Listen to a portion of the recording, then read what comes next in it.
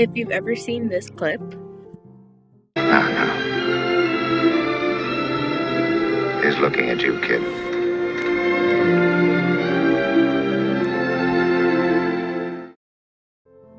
you've seen the Hays Code in action.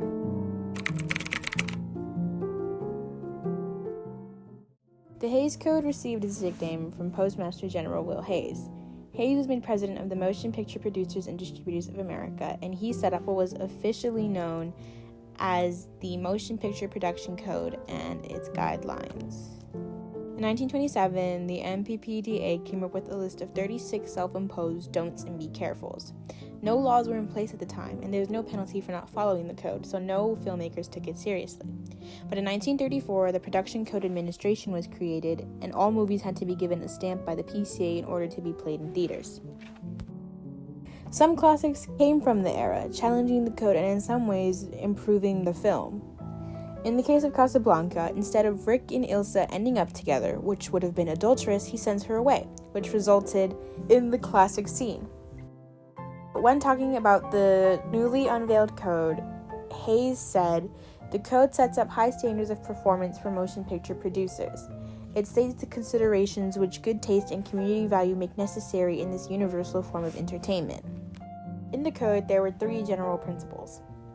No picture shall be produced which will lower the moral standards of those who see it. Hence, the sympathy of the audience shall never be thrown to the side of crime, wrongdoing, evil, or sin.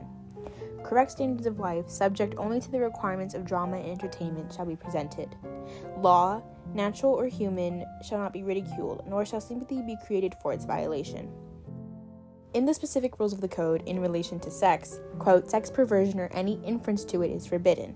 Of course, this translates into homosexuality. There are particular applications on what could not be shown, including crime, brutality, miscegenation, childbirth, profanity, and slurs.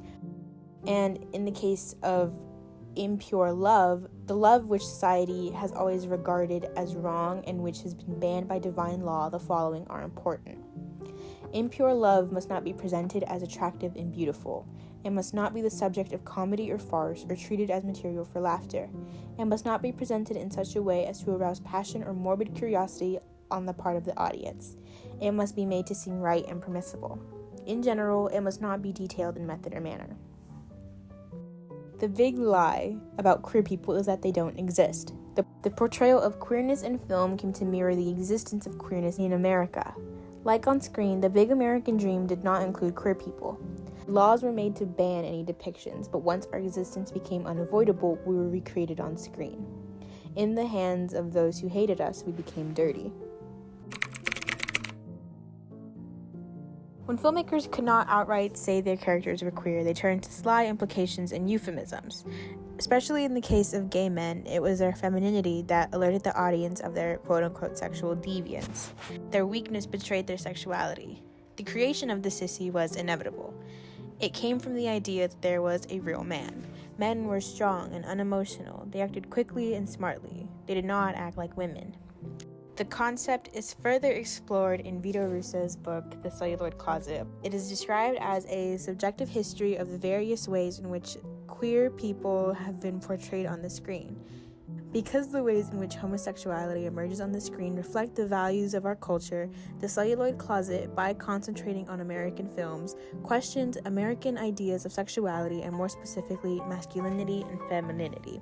The New York Times described it as an essential reference book on homosexuality in the American film industry. A quote from the book that further explores the femininity in gay men and the correlation between that femininity and queerness is the weakness in men rather than strength in women has consistently been seen as the connection between sex role behavior and deviant sexuality. In the beginning, before the code, there was no similarity between sissyhood and homosexuality. Female homosexuality wasn't seen as real and therefore not a real threat. It was an extension of the male fantasy. There could be all kinds of real women manipulated to appeal to men, but there could only be one kind of man, no deviation allowed. In the case that queer people did exist in film, it was to be portrayed as a monster or as a product of a freak world very different from our own. In 1961, the code was revised and homosexuality became visible. Slurs and, of course, the classic pansy were used as labels for queer characters, usually by writers who denied their implication during the pre-code era. Once gay became speakable in Hollywood, they were appearing everywhere, but it was never positive. The main idea of a queer character was their suffering. It was to say you could not be queer without being miserable because of it. The almost original euphemism to describe gay men was friend of Dorothy. Stating that or asking if someone is a friend of Dorothy is a furtive way of suggesting sexual orientation while avoiding hostility. When I first came across the term, it was while watching Clueless. Cher develops a crush for new classmate Christian and fails to notice his sexuality despite her friends noticing it almost immediately due to his mannerisms. The scene in which Cher's friend explains to her that Christian is in fact gay is riddled with euphemisms used to explain his sexuality. Christian. What? Yo, look, are you bitches blind or something? Your man Christian is a cake boy. A what? He's a disco dancing, Oscar Wilde reading, Streisand ticket holding friend of Dorothy, know what I'm saying? No way. He's gay. Not even. Yes, even. He does like to shop share, and the boy can dress. All of these euphemisms and his mannerisms to display these euphemisms are all examples of Hollywood filmmakers still following the code years after its use, and how it truly is one of the only rules to still be implemented in modern media.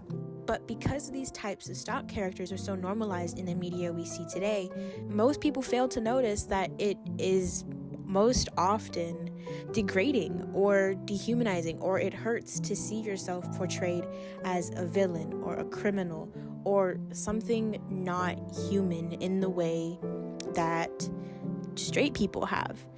Perfect examples of this would be Disney villains. For example, Ursula is designed after drag queen Divine. Even her mannerisms, her smoky voice, and sensualness is all to portray a certain queerness. The same thing can be said about Hades or Captain Hook or the crab from Moana. This is a type of trope seen in media called the sissy villain. And because of the stigma surrounding male femininity, there's a strong tendency to assign typically feminine traits to male villains.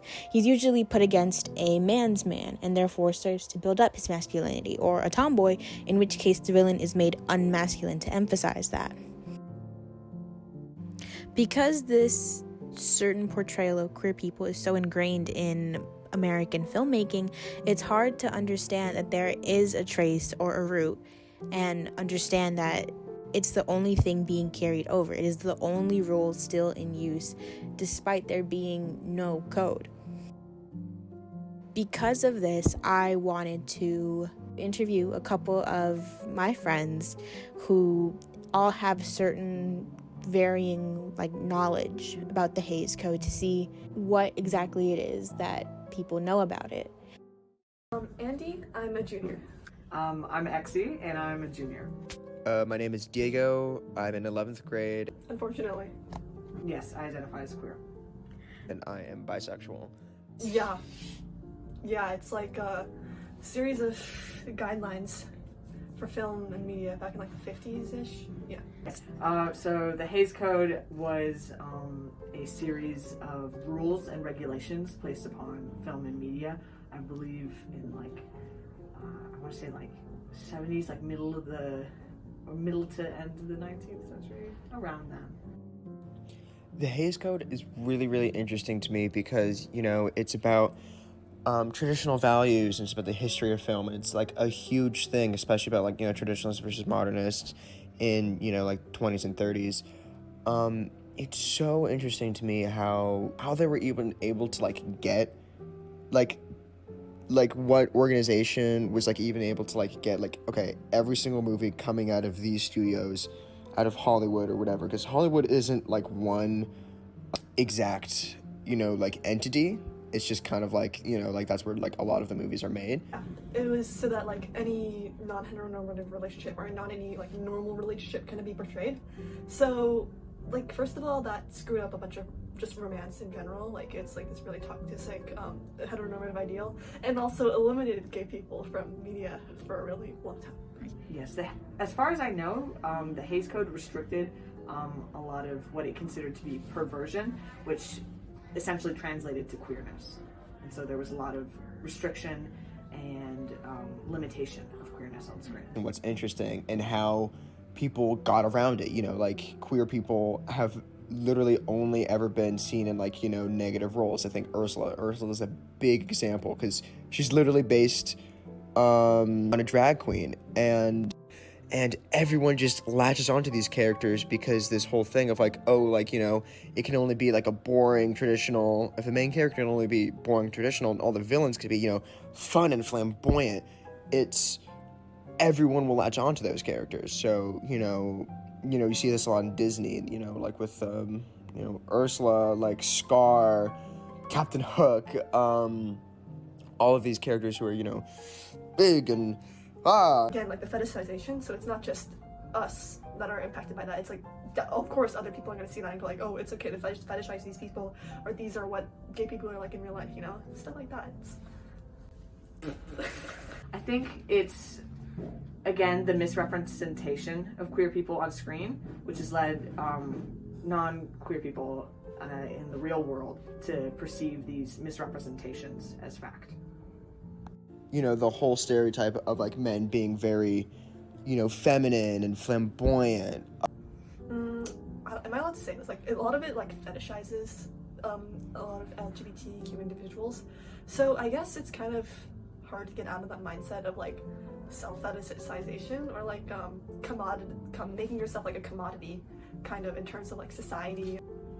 Well, I didn't see a lot of queerness on screen, so it kind of left me in the dark for a lot of my life. I was really confused, and I didn't have, the same sort of explanation that all my straight peers had on their screens. Because I never really had like much, like all of my moms are gay, and a lot of their friends are gay women, so I never really had I never really knew this is true. I legitimately only believed that women could be gay for a while until I was I think 6 or something like that.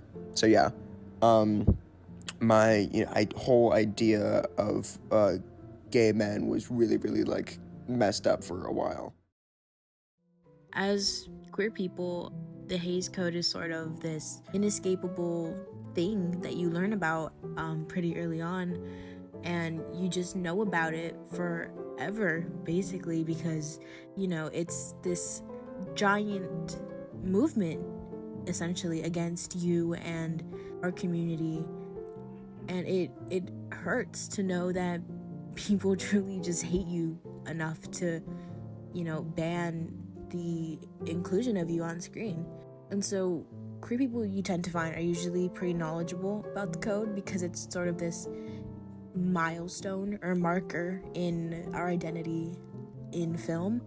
And really the only thing that my friends got not completely true was the time frame of the code. This knowledge of the time frame is also seen in a survey that I gave out to my school, sort of with the same questions, because I wanted to see how common or how many people knew about the Hays Code across the grade levels and across sexualities. So in my survey, there were 7 questions, 4 of which didn't require a long answer. The first one being grade level, and the biggest shock to me here is the amount of freshmen who responded. I don't know why it was mostly freshmen who responded, but I'm not, complaining. They actually had some of the most either insightful or bare minimum answers. The second question being sexuality, and I was not surprised by the amount of straight people who responded. It was what I wanted to see how much people knew, especially people who were not part of the LGBTQ community, but it was still just a tiny bit of a shock to me because, high schoolers tend to avoid things like this. The fourth question was not a shock to me. I was expecting this response. Again, not many people outside the LGBTQ community know about the Hays Code, and even a few people in the queer community know about the Hays Code, so it was the knowledge that I wanted to gather. And the last short question being how the Hays Code continues to impact TV and film. And this is even smaller than the previous question. I wasn't shocked by this either. 93% was actually, unfortunately, a smaller number than what I was expecting for this number, so I'm not too surprised by this. And actually the question following this led to the answers that I wanted, which was the development of tropes. And even heterosexual people understand the implications of having tropes and reducing a character down to their queerness, and it was refreshing to read. The third question was a long response answer, and there was a lot of insight into these questions, some more detailed than others, of course, but they all sort of have a connecting thread of queerness in media being sort of a taboo thing. This sort of like encapsulates being queer as a child and not having both the language to understand that and the media to confirm that other people are going through what you're going through. They're experiencing what you are, and you're not alone. This is not a singular experience.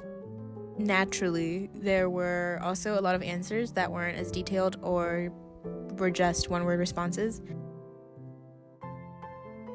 The sixth question also has a lot of insightful responses and goes into the effects that the Hays Code has had on modern media, and also goes into the next question, which is how it still affects media. The main connecting thread between all three of the long response questions is the balance between long and detailed responses and the short ones who don't really care enough to respond fully. The last question is really interesting because most of the responses came in 3 different categories. The first one being the response that I wanted, which is the use of tropes and stereotypes and the same stock character. Most people are describing this typical gay man, and words like flamboyant and sassy are used a lot, as well as only being there really for the sake of the main character. The second response is just people who have not really come across queer characters in the media they consume, or only seeing queer characters in a positive light, which is definitely a new concept seen in media today. And the last category, of course, being the responses that just don't really have much effort put behind them.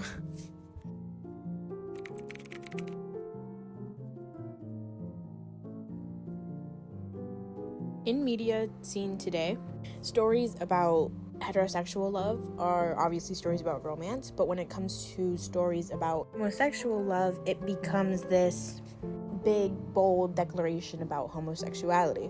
And this is still a problem for American filmmakers today. It's as big as a problem as it was back when the code was still in use. And it is a problem for American filmmakers who cannot perceive queer characters outside of their queerness and therefore make that their entire personality. Queer people are then seen as sexual creatures, people defined solely by their sexual urges. When the code was strengthened in 1934, borderline gay characters relied on symbols, which led to the creation of stock characters that we see today. But when it comes to most of the representation of these queer characters, it is just playing into queer coding, which is characters that are not explicitly stated as homosexual but display stereotypical behavior and traits consistent with those of queer communities. These characters are almost always villains. Like in the interview, if you look at Disney, almost all of their villains, while they are the more fun and more interesting part of the story, the bigger villain is their subtextual queerness. During the code, Hollywood taught straight people what to think about queer people and what queer people should think about themselves. And because both homosexuality and crime were under the list of things you could not show, the only way to get around both of these was to make the queer person the villain and therefore punish them for their crime, which is just being queer under the guise of being a criminal, of being a villain. Queer coding is the direct consequence of the Hays Code. The censorship during the Hays Code set the precedent for the cultural belief that queer people deviated from traditional gender roles, traditional sex roles, and are seen as dangerous and evil. By representing queer-coded homosexual villains as depressed or perverse characters, it planted the idea in an audience's subconscious that these queer people they see on screen reflect the queer people that exist in real life. And by promoting these stereotypical mannerisms and behavior of homosexuality, it spread the message that homosexuality was not normal or correct. The Sissy was the first example of a stereotypical gay-coded character. These characters would be used for humor. The traits found in the Sissy began to be seen in villains across movies and television shows and animation, and these traits consist of, usually in men, because of a subconscious and almost inherited desire to want to associate male femininity with villainy. And so these traits of queer coding consist of usually physical characteristics of costumes, body language, and the way that a character speaks. Despite the Hays Code being disbanded, it still set the precedent for what filmmaking and filmmakers could or could not show, and it sort of set up a guideline as to how to portray queerness in film. And the dehumanization of queer people has become normalized. It's very present in Hollywood, from Norman Bates, dressed as his mother, to Ursula, to the femininity of Hayes or Captain Hook. These films subconsciously direct their audience to equate queer traits with villainy and queerness with evil. Queer-coded villains exist more prominently in animation because it is much easier to emphasize the villain's deviancy from their gender roles by being feminine, and the nature of their villain becomes rooted in their sexuality, and their sexuality becomes rooted to their evilness, to what they intend to do with that evil. Media has made a big improvement today, but there's still such a long way to go in terms of intersectionality, and we need to fight this negative association of queerness equating to evil and queer people only existing as one type of caricature. There needs to be more narratives and more perspectives rather than just what straight people want to see about gay people. It's important to bring more queer perspectives and identities to the forefront without making stories strictly about being queer, and flesh out a well-rounded character, because a queer person is more than just their identity. Their personality does not have to revolve around who they like. It's important for representation, especially now, and especially for children and young adults and even just adults, in order to see themselves represented properly and carefully and thought out on screen. Queer people deserve to be more than just an afterthought in someone else's narrative.